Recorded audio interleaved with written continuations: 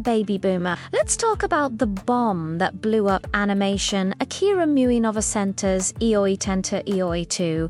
Back then, animation was for kids, right? Nope. In the middle of Japan's economic boom, this film dropped with a mega-budget one of the most expensive anime ever.